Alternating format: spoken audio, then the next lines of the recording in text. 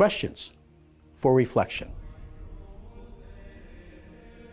Our reading from the book of Ezra speaks about the Persian king Cyrus, who released the Jews from captivity in his empire. And not only did he release them, he supported them in rebuilding their temple. This passage shows that God can use anyone to fulfill his will, even those who might surprise us. This is why we're able to show respect to all those in authority. For even if they are not Christians, God has a purpose for them too, and can work his will through them.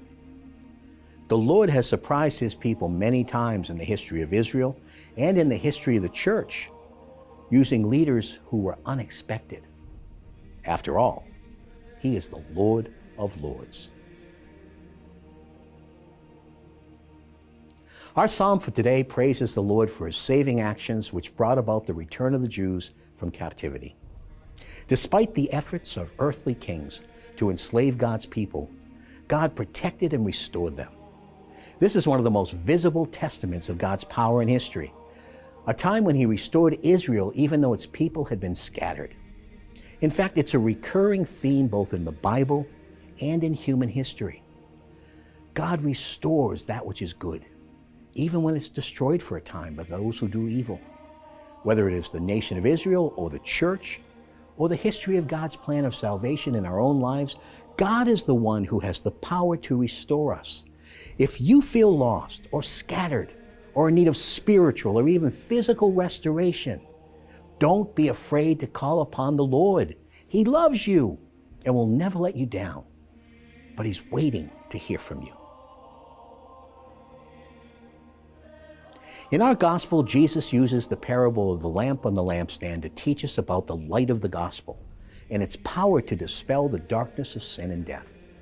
Light is a symbol. It stands for the truth Jesus Christ brings. Truth is meant to be embraced and revealed, not hidden. Jesus is the light of the world. He's the way, the truth, and the life. He also tells us we are the light of the world.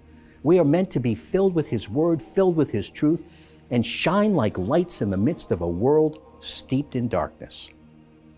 With knowing the truth comes responsibility. How do we respond to it?